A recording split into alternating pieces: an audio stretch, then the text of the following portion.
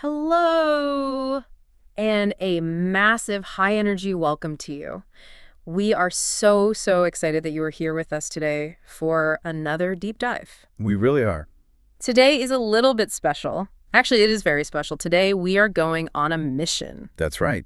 Usually on this show, we take these huge, complex topics, things like global economics or the history of space travel or, the future of technology, and we try to simplify them. We do. We try to take a mountain and turn it into a molehill, so to speak. But today we are doing something different. We are doing the exact opposite. We are zooming in. We are taking the simple things, the everyday things, and looking at them under a microscope. Oh. We are exploring the daily routine. Exactly. And we're doing this with a very specific goal in mind.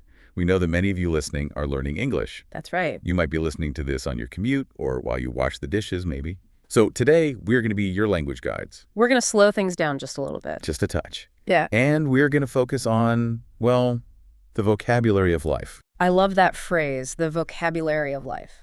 Because if you think about it, your life is made up of your days. Mm-hmm. And your days are made up of these small, repeated actions. If you can describe your day, you can pretty much describe your world. Precisely. And we've got a great source for this. We have a stack of material here. It's a comprehensive guide on daily conversation practice. Okay. And this guide, it tells the story of two very specific characters. Their names are Mary and John. Mary and John. They sound like very classic names, don't they? Very foundational. They are. They're what we might call archetypes. An archetype is like a perfect example of a certain kind of person. We're going to analyze their lives. From start to finish. We're going to look at their mornings, their afternoons, and their nights. We are going to break down a full day, morning, noon, and night.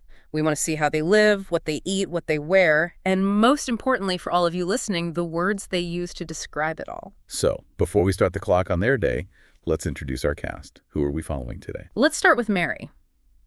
Based on the source text, Mary is a teacher, but she doesn't work in a school building. She works from home. That is a very important detail right there. Yeah. Working from home, it changes everything about your routine. Oh, completely. It changes your clothes, your commute, your stress levels, everything. Absolutely. The text also tells us she loves nature. She owns a cat named Luna, and we will definitely talk more about Luna later. Of course. And she describes herself as an early bird. An early bird. Okay, let's pause on that phrase for a second. That is a great piece of vocabulary for our listeners. It really is the early bird catches the worm. Exactly. An early bird is a person who wakes up early, but it's more than that. It's an attitude. It's an attitude. It's someone who feels good in the morning, they have energy, they like the sunrise, and Mary is definitely an early bird. And then on the other side, we have John. John is the counterpoint. Mm-hmm. He is the opposite in so many ways. John is an office worker. So he commutes. He commutes into the city every day. So he is not working from home. No, he has to travel. And his whole personality, it's very structured. He loves order. He loves cleanliness. Okay. He goes to the gym. He is very much living that fast-paced city life. So we have the home lover, Mary, and the office goer, John. We are going to break down their entire day. We are going to look at the differences and maybe the similarities. And we're going to pay special attention to the sensory details. What do you mean by that? The sounds, the smells, the feelings. Yeah. Because that is what makes language come alive. It's not just he woke up, it's how he woke up. Okay, let's unpack this then. Let's start right at the beginning. Section 1, the morning start, waking up. The beginning of the day. It sets the tone for everything that follows. Now, looking at the source material, we have a time difference right away, a pretty significant one. John wakes up at 7 a.m. Okay, 7 a.m., pretty standard. But Mary wakes up at 6:30 a.m. Right. So Mary is up 30 minutes earlier than John. That fits her early bird personality perfectly. It does. But what I find really fascinating here is how they wake up. The source material gives us these amazing sound details. Let's look at John first. John uses an alarm clock, a machine. And the text actually writes out the sound. It doesn't just say his alarm rings. It says beep, beep, beep. Beep, beep, beep. It's such a harsh sound, isn't it? It's so mechanical. It is. It is sharp. It is loud. It is repetitive. It's a command. It says, wake up. The workday is starting now. And look at John's reaction in the text. Does he just jump out of bed ready to go? Not at all. No. The text says he sits on the bed for 1 minute, and he actually says, no. No. He is arguing with the alarm clock. I think we've all done that. We absolutely have. He's resisting the morning. Yeah. That 1 minute is so relatable. It's that buffer zone where you're trying to remember who you are, what day it is. Right. He looks at his room. He looks at the window. He is orienting himself. And then he stands up. He is disciplined. He doesn't go back to sleep. But compare that to Mary. Her experience is completely different. So different. Mary doesn't mention a loud beep. She mentions a feeling. A physical sensation. Exactly. She talks about her blanket. She says her blanket is pink and soft. Pink and soft. Those are very gentle words, aren't they? Pink is a warm, friendly color. Soft is a comforting texture. It's the opposite of a beep. And she stays in bed for 5 minutes. 5 minutes. So John takes 1 minute to orient himself. Mary takes 5. But she isn't hiding from the day like John seems to be. She says she uses that time to think. Ah, so it's productive. It seems so. She thinks about her day. She enjoys the quiet. There's no sense of resistance there. That is the difference between the early bird and the worker who uses an alarm. Mary wakes up slowly, inside, like a pink cloud. John is shocked awake by a loud beep. It really establishes their characters right from the first minute. Mary is about comfort and thought.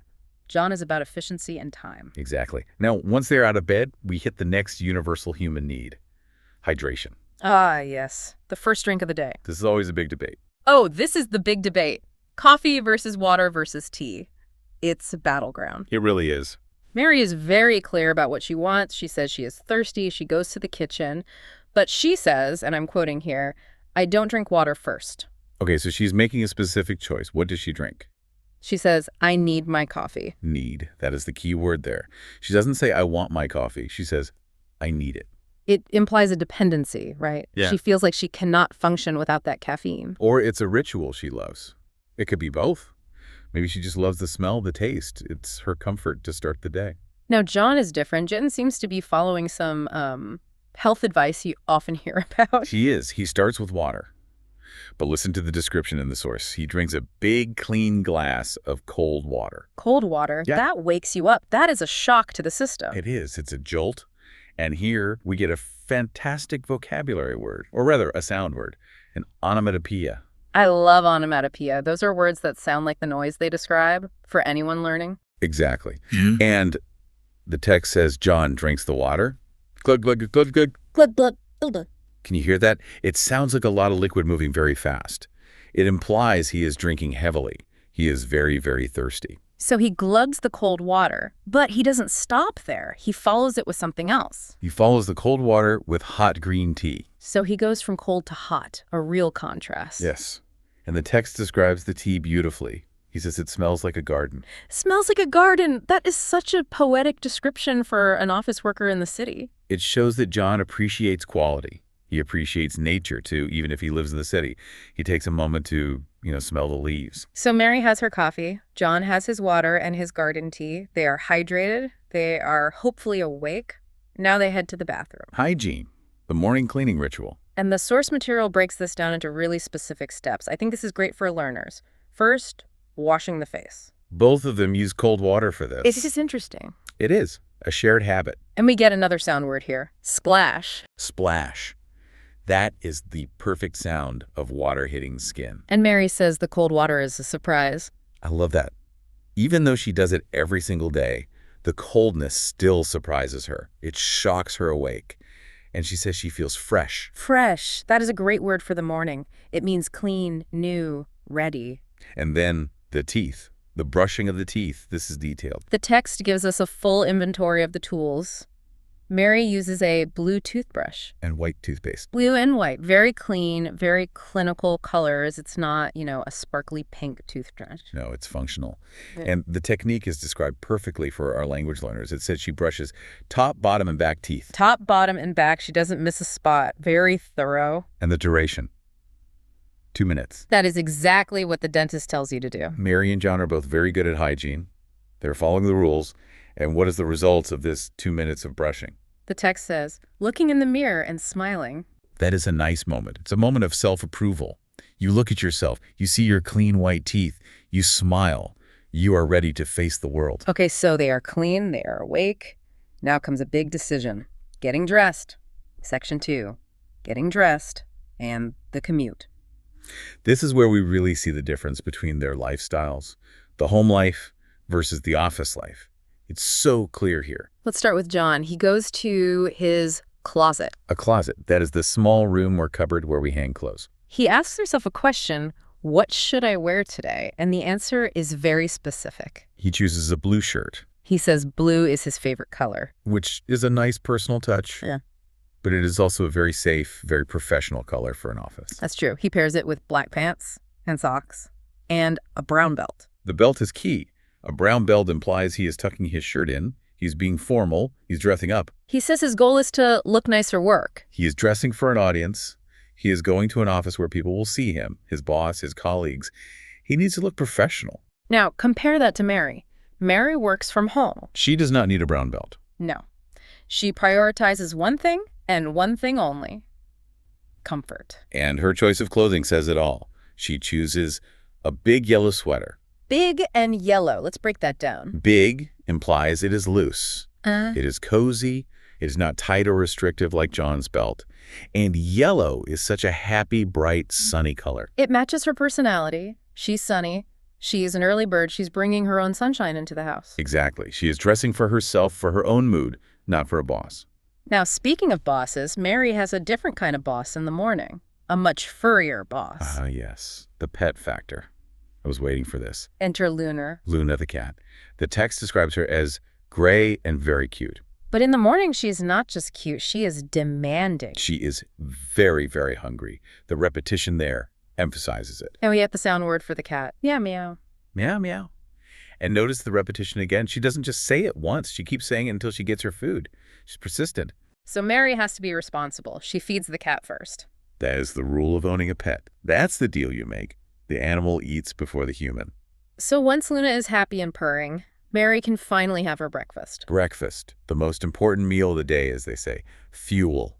Mary eats oatmeal. Oatmeal with milk. And she puts fruit in it. A red apple. She cuts the apple into small pieces. This is a very healthy breakfast. It's full of fiber. It gives her slow, sustained energy. It fits her whole nature-loving, calm vibe. John, on the other hand, wants something hot and savory. He cooks 2 eggs. And he has white bread with it.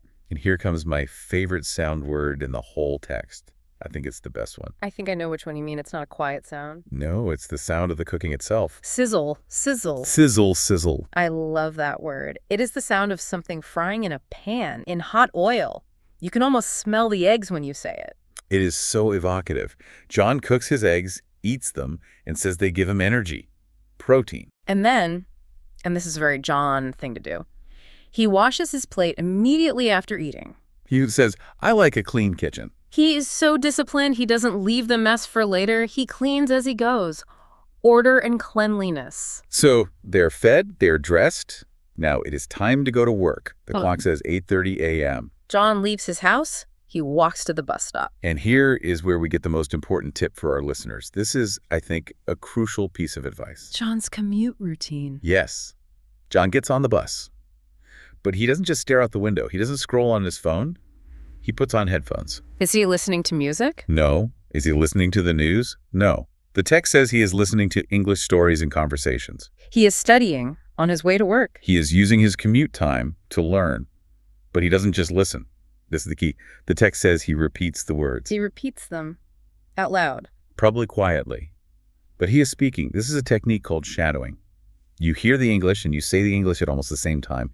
You mimic the speaker. So he is sitting on the bus, whispering English words to himself. That is exactly what he's doing. And that is how you get better. He is turning his dead time on the bus into active learning time. That is such a great tip. If you are listening to this right now, try repeating what we say. Be like John. Exactly. Now, Mary, her commute is a little easier, considerably easier. Mary's commute is walking from her kitchen, maybe down the hall, to her living room. She walks to her desk in her house.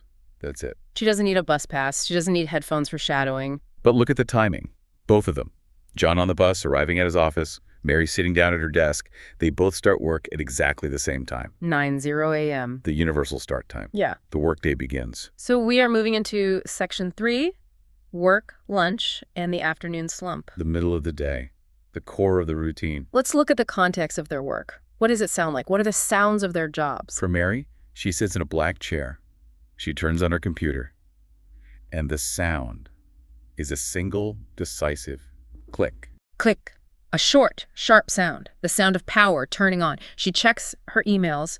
She is a teacher, so she is probably grading papers or planning lessons. It seems very quiet. But John is in an office. It's a different soundscape. He is typing on a keyboard. And the sound is tap, tap, tap. Tap, tap, tap. It sounds busy, doesn't it? It's continuous. It does. It sounds like a lot of work is happening, a lot of data entry or emails. And he is also talking. He talks to his boss. He talks to his friends, his colleagues. So John's day is full of social noise, human interaction. Mary's day is quieter, more focused on the screen in front of her. But then the clock hits 12:00 p.m. Noon. Lunchtime. And the body takes over. The mind has been working. Now the body has a request. The stomach speaks.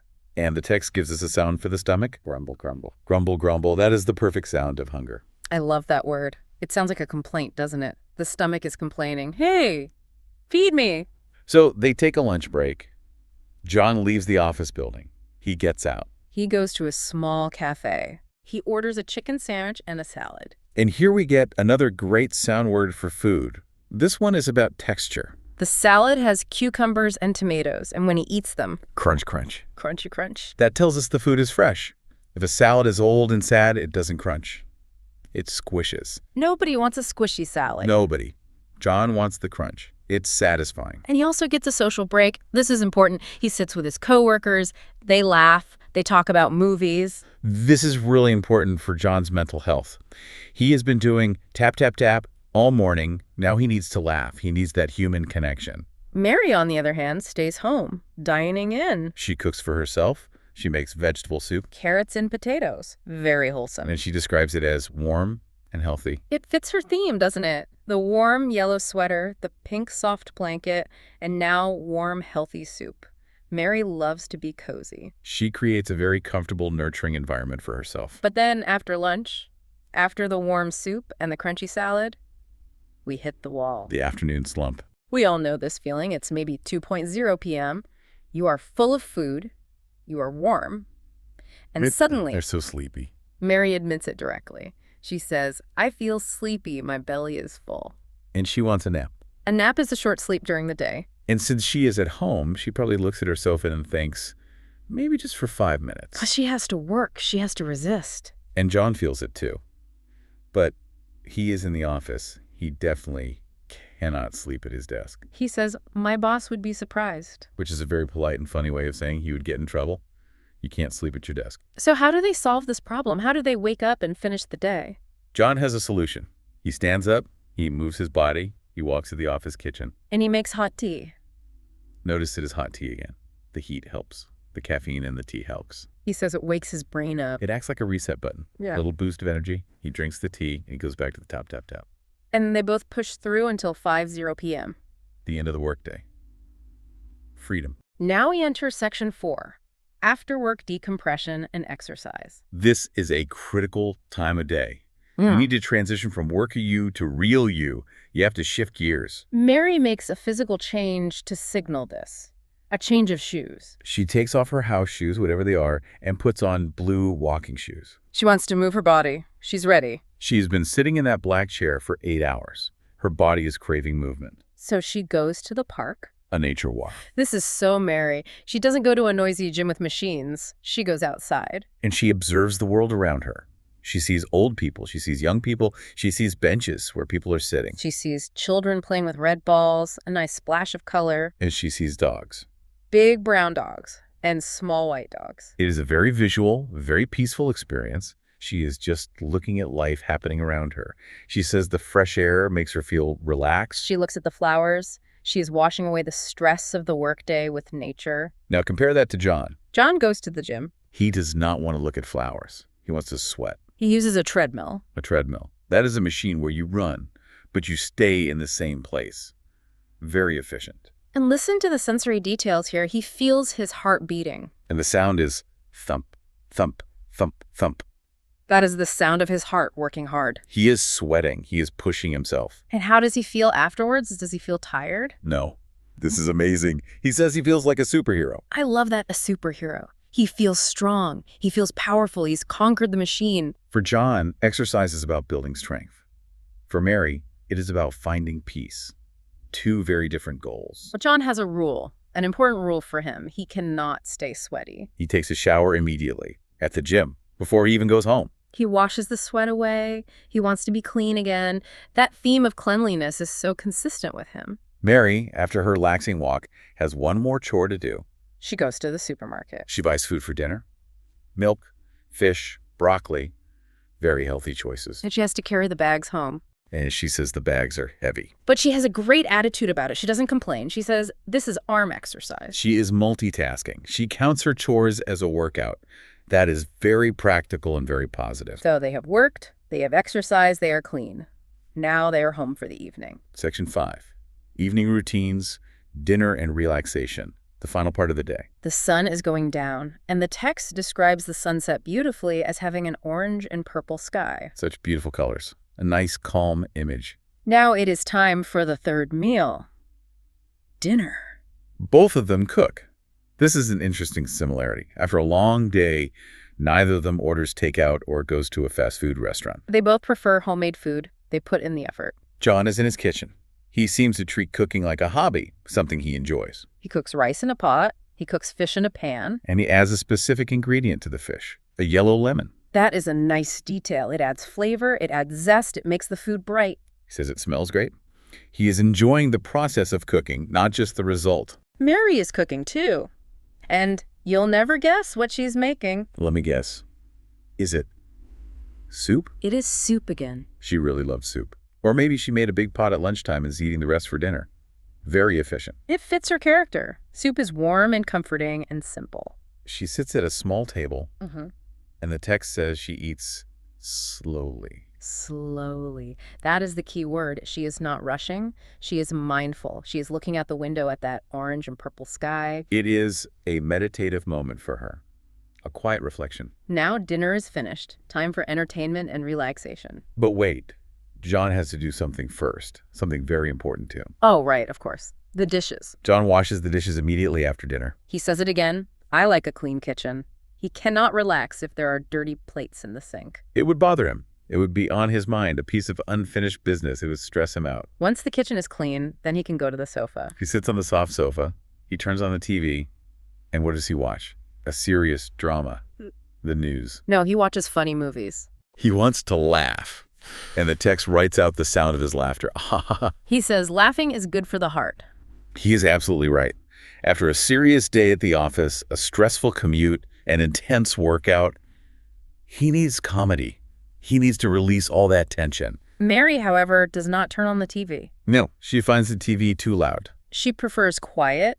She sits in a big chair, probably a very comfortable one. And she reads a book, What is the book about? a story about a brave dog. I bet she reads it out loud to Luna the cat. I'm sure she does. And she listens to music, but not loud, exciting music. She listens to soft music. The text says it sounds like wind. That is very specific. It must be ambient music. Eh. Nature sounds, perhaps. Eh. Very calming. So John is laughing lately at a movie, and Mary is reading quietly in a big chair. Both are great ways to relax. It just depends on your personality and what you need at the end of the day. But John does one more thing in the evening that I think is really touching. It's really important. The social connection. He picks up his phone. He calls his family. He calls his mother and father. He asks them a simple question. How was your day? And he says, talking to my family makes me feel very loved. That is the emotional core of his day, I think. Even though he lives alone in the city, he's connected to his family. It grounds him. It reminds him that he is a son, not just an employee or a gym goer. It's a beautiful habit. Okay, the evening is winding down. It is getting late. We're moving into the final section. Section 6, bedtime and preparation. The final act of the play, getting ready to do it all again tomorrow. And it starts with hygiene round 2. You have to brush your teeth again. Very important. Sean and Mary both do this. Up and down, left and right. The basics. But Mary adds a step here. She washes her face again. But remember, in the morning, she used cold water. Right, to wake up, for that surprise feeling. Now at night, she uses warm water. To relax, to soothe the skin, to tell the body it is time to sleep. That's a very intentional choice. She looks at Luna. Luna is already sleeping on the rug. Luna looks like a little ball. A cute image. Now, John prepares for tomorrow. This is the John strategy. He's always thinking ahead. He goes to his bedroom. He doesn't just jump into bed. He prepares for the next day. He chooses his clothes for the next morning. He picks a white shirt. Another classic professional choice. He puts it on the chair, ready to go. He finds his keys. He finds his bag. He puts them where he can easily find them. Why does he do this? Why not just do it in the morning? So he doesn't have to stress in the morning. If he wakes up late or feels tired, his clothes are ready, his keys are there. He is being kind to his future self. He checks his alarm. He sets it for 7 a.m. He closes the loop. The day is planned from end to beginning. Mary prepares in a different way. She doesn't prepare her clothes, she prepares her mind. She writes in a diary. For our listeners, a diary is a personal book where you write your thoughts, your feelings, what happened during the day. And she writes very simple sentences. I walked in the park today. The flowers were pretty. I talked to John. It sounds like a gratitude journal. She's remembering the good things from her day. It is a beautiful habit. It puts the brain in a positive, calm state right before sleep. And finally, it is 11:00 p.m. Time to sleep. Mary puts on her pajamas. And of course, they are pink, warm pajamas. To match her pink blanket. She really loves pink. It's her color of comfort. And John gets into bed. He has some wonderful descriptions for his bed. Really lovely. He says his pillow feels like a cloud. Soft and fluffy and light. And his blanket feels like a warm hug. Like a hug that makes you feel so safe and secure. John turns off the light. The room is dark. And he just breathes in and out. A simple meditation. And he has a philosophy about sleep. He says something very interesting. Very John. He says, sleeping is like charging a battery. That is such a John thing to say. He sees his body as a machine that needs power. But it is a great analogy, isn't it? Yeah. You use your energy all day. Your battery goes down, down, down. You sleep. You plug in. Yeah. You recharge. So you can be strong for tomorrow. So you can learn more English tomorrow. So you can face the day at 100%. Mary closes her eyes. She doesn't think of batteries. She dreams of a colorful garden. And they both sleep for 8 hours. A full charge.